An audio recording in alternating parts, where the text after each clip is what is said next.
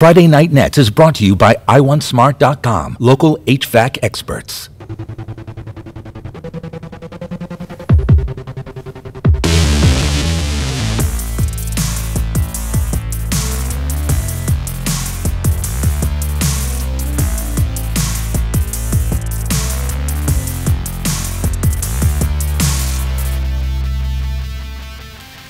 Welcome to another edition of Friday Night Nets. I'm Derek Bain. He is Eric Graver. We're getting deeper into conference play, which means races are starting to take shape. Yeah, we got four big Northern teams coming into tonight with unblemished conference records, but two of them going head-to-head tonight, so that's going to have to change. Rockford Lutheran taking on Dixon. The story of the first quarter was the Dukes and the three ball. All their players getting in on it. Second one right there, Wyatt Wetzel gets that one to fall. Followed up by Austin Hicks, the junior. That gives the Dukes an early 6-point lead, coming out firing in front of that home crowd. But Lutheran now, Blake Brogy with a nice pass to Walt Hill. And check out this play to close out the second quarter. Darius Harrington keeps it in bounds, and Jason Zinke shows off a nice move, drills a deep three. It's a good way to get some momentum into the second half, and the Dixon student section enjoying this big Northern rivalry. To the third now, a nice play from Walt Hill. Missed a game last week from an injury, but looks just fine there, getting the steal and the layup. Something about the Dukes, though, in the final seconds. Grant Boss heaving a long pass down court, gets it in the hands. Matthew Warkins, and they get the bucket heading into the fourth. Walt Hill now finding Marquise Haynes, drilling a huge three to give the Satyrs a 5-point lead. They were taking control late, and Walt Hill, yeah, he looks healthy. What a move from number 5 to push their lead to 6. This game would go down to the wire. 1 second remaining. Dixon with the ball down 3, looking for a miracle. They get the shot off, just can't get it to go. And Lutheran wins a close one, 61-58. Coaches said, stay strong, fight, and our seniors helped us win the game. Good to win, you know? It's always fun to win. We had a tough schedule, a couple hard losses, but we still fought. We still in this game. Huge win for the Crusaders in the Big Northern. Now, Rockford Christian and Genoa Kingston meeting up in Genoa. Christian Cummings just 1 point away from 1,000 in his career coming into this one, and well, he gets that milestone very early. Check this move out, the little step back deep three, nothing but net, swishing that one home, and that's 1,002 points right there. Going to give the nice point to the family over there as the crowd giving them a nice standing ovation. Got that 1,000 point ball right there. The Royal Lions, everybody in the house fired up as they got those 1K point shirts made even. How about that? But back to this one here. Cummings again. This time he's going to find his teammate Trace Butler, finds Elijah Doherty open outside as the Royal Lions take the early 6-point lead. Back the other way, Hayden Hodgson trying to keep the cogs in this one as he hits the 3, but off of the miss the other way. The Royal Lions pushing it. Doherty again, another super sophomore for those Royal Lions. He gets the slick layup. The Royal Lions get the big win, 83-48, to stay unbeaten in conference play. Winnebago trying to keep pace and stay unbeaten in the conference, taking on a surging Stillman Valley team. Tight 2-point game out of the half, but Stillman comes out strong, turning defense into offense. That gives Owen Dunseth the and one. Strong finish. Stillman went strong to the fourth quarter. Stillman Valley Cardinal cheerleaders loving that. Bago storming all the way back in the fourth, partially thanks to this awesome putback on the rebound by Braylon Garrigan. Indians within 4, and the Bago fans eating that up. But the Cardinals made the plays when they needed to. Caleb Johnson with a nice feed to Drake Stewart, buries the shot and seals the Stillman win, 47-43. And Oregon and Byron playing an Ogle County bragging rights game in Byron's home gym. The Hawks, they come out flying in this one. They find Jordan Krogert. He drains the 3-ball, and he's fired up about it too. Byron's coaching staff, they're looking to respond, and they do just that with a 3-ball of their own. They work it around to Ryan Tucker. Oh, Tucker, he's got the 3-ball, nailing it from deep. The Tiger Band, well, they're looking to play a winning tune here. The Tiger defense, they're doing it as well, forcing the turnover. It's Tucker again, picking pockets, going all the way for the layup as he had 17 points, leading Byron to the 67-58 win. We've had lots of good hoops so far. Still to come, we head to the Nick 10 for a full slate of games. Friday Night Nets returns right after this timeout. You're watching Friday Night Nets, Channel 13.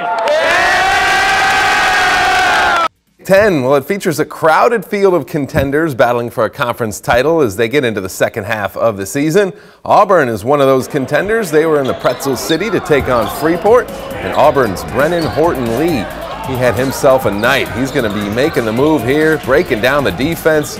just going right at him, hitting a nice little pull-up in the lane. We'll see more from him, but Diedrich Macon trying to get something going for Freeport. He hits a pull-up jumper himself. The Knights, though, well, they had Horton Lee again. He finds some room, and he makes a nice little mid-range jumper again. He's pouring in the points in this one. Elijah Richmond, he was looking to score. He makes the long range, too. He had a solid night for the Pretzels, and they're trying to call a timeout, get some things going here. Back to Auburn, though. Amir Danforth, the freshman, he finds his buddy Horton Lee. He rings up the triple. He had 29 points in the game. Big game for him. That helps the Knights get back into the win column. They beat the Pretzels 78-52. Knights just keep on rolling. Crosstown rivalry with Guilford heading to Jefferson late in the first half. Malachi Johnson, we've been seeing this all year, showing he can get it up with this big dunk. Guilford with a lead big at the half, but Jefferson wouldn't let him go easy. Randy Johnson bringing it up, finds Josiah Williams for three. Then pass it off to Williams again for three. Jayhawks, look at them go, starting to develop some momentum in the second half in their home court, but on the other end, Johnson again for three. Guilford goes up 17 on that one.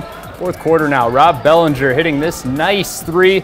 After a quick move, that pulls the Jayhawks within 7 now. But at the end, Jefferson has to foul, and Guilford beats Jefferson in a close one, 69-60. Boylan looking to keep pace atop the conference with Auburn and Guilford, taking on Belvedere North.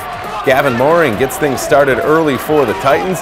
He goes coast to coast, getting the hoop and the harm, giving Boylan the early lead. And, well, that gives the kids in the crowd some energy on the Titans bench. They're loving it. North's offense, though, keeping the Thunder rolling. They're right in this game. Braden Brown hits a three in the second on his way to a 22-point night. Belvedere North head coach Todd Brandon coaching up his squad, saying, we got to get right over there and stop this guy here. The Titans offense, though, a little too powerful. Aiden Campos, the long jumper, he had 24 points, leading the Titans to the hard-fought win 63-54 over the Thunder. East still lurking a game back, looking to knock off Belvedere, a team that beat the E-Rabs the first time around earlier this season. The Bucks looking to get a jump on the E-Rabs. They look to Colton Baird, junior, for the corner three, and the Belvedere head coach Brian Coney looking for more from the Bucks offense. Later in the first, the E-Rabs defense showing up strong. Antonio Lewis strips the ball away, punishes the Bucks with a big slam dunk.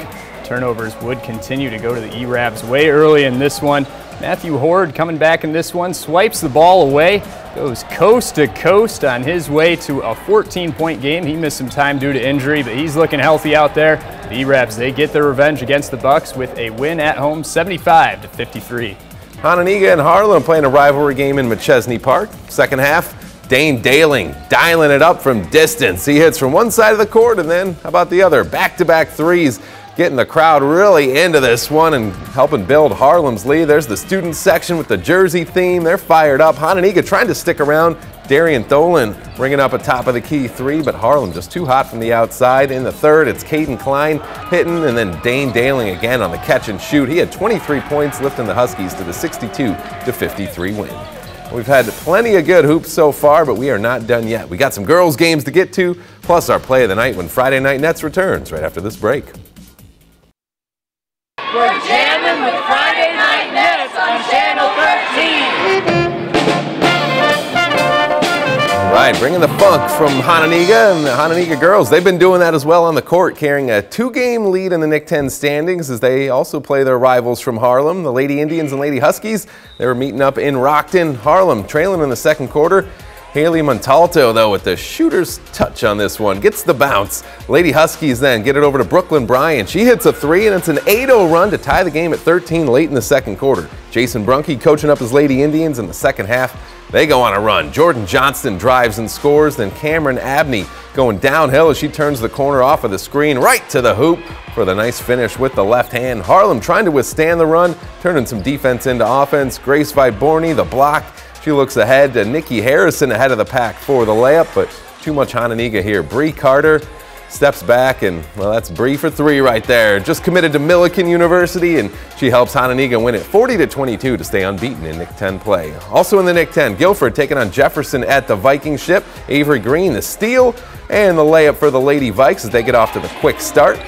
And a Green inbound play to Lindsay Knuth. Too easy for the big power forward. Guilford then feeding Knuth. She had a double-double, 20 points and 10 rebounds. The Jayhawks hanging tough, though. Abby Bracious ringing up the three to get them within striking distance, but Mike Jamerson coaching up his Lady Vikes. Janelle Coleman doing work down low, the nice finish in traffic. Oh, 2 points. Avery Green then hustling. She scoops up the loose ball, gathers, steps back, and that's a three. She had 32 points, a huge night, leading Guilford to the 73-60 victory.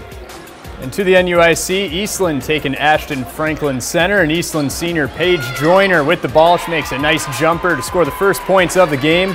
Raiders setting up their play with Taylor Jan passing it off to Brianna Gonnerman. Gonna bounce it off the backboard for their first points. Cougars now. Joyner again wide open. Drills the three. AFC gonna have to call a timeout. Regroup in this one, try and get back on track. Pass it off to Sarah Kempel with the steal. He's gonna have the textbook layup and go on to score 19 points with the Cougars winning it big, 63-25. And Amboy trying to bounce back from just its second loss of the season, taking on Forreston. We start with Amboy looking to make a shot, but she falls just short. Addison Pertell doesn't mind. She just gets the putback. Amboy looking to pass again, but take a look for Brooke Bettner. Going to snatch that one out of the air. She takes it up herself, puts the two in. Nice play from her. Cardinals hold on to the ball, passing it to Tyra Basin on Amboy. She's going to tip it, letting Ellie Jones, who gets it, passes it to Addison Pertell, and she'll get that in for two. Amboy goes on to win it 31-27. We're going to go back out to Genoa for our play of the night, where Rockford Christian's Christian Cummings, the filthy step back three, going past the 1,000 point mark for his career. Just a sophomore. So impressive to watch. Congrats to him for that milestone.